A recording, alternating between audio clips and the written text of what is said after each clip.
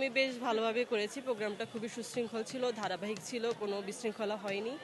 এবং শিশিরমণি সহ আরও বড় বড় লেকচারাররা এসেছে, প্রফেসররা এসেছে, তারা আমাদেরকে অনেক দিক নির্দেশনা দিয়েছে সামনে কি করতে হবে, কি কি করা যাবে না এগুলা। তো আমি মনে করি যে এগুলা খুবই সুন্দর এবং সুশৃঙ্খল হয়েছে। আজকের দিনে যে ক্যাম্পাসটা যেমন দেখছেন, আগামী 5 বছরে এরকম দেখতে চান? এটাই আশা করি আমি। আসলে আমরা তো আগে দেখেছি যে ফ্যাসিস্ট আমলে কি কি হয়েছে। তো আমি এসেছি 1 মাস হয়েছে, আমি এরকম কিছু দেখিনি। যে সকল রাজনৈতিক আলাপাচন, মিছিল, মিটিং এগুলো আমি আমাদের ক্যাম্পাসের বাইরে হতে দেখেছি।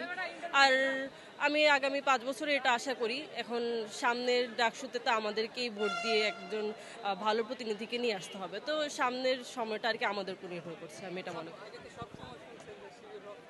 না না, আমি ওগুলা কিছু দেখি নাই। গুপ্ত টুপ্ত এগুলো ট্যাগিং এর রাজনীতি আসলে যারা করতে চায় তারা তো করে। আমি এসব দেখি রে এখনো শিবিরের পক্ষ থেকে। বেশ ভালো, এবং আমি পছন্দ করি আর কি। ওইখানে দেখেছি যে ভর্তি রয়েছে, সেখানে সবাই তার মন্তব্য লিখছে। এখানে আপনি কিছু লিখেছেন?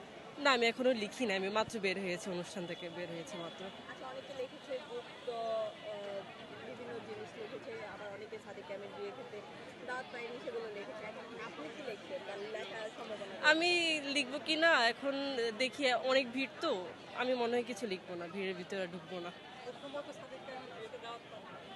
আমি তো ফার্স্ট ইয়ারে মাত্র, সাদিক কাইম আমাকে চিনে না, আমি সাদিক কাইমকে চিনি না, তো উনি আমাকে কেন দাওয়াত দিবে? সেকেন্ড ইয়ারে উঠলে বা থার্ড ইয়ারে ওনার সাথে সম্পর্ক থাকলে উনি আমাকে দাওয়াত দিতে, এটা খুবই ন্যাচারাল একটা বিষয়।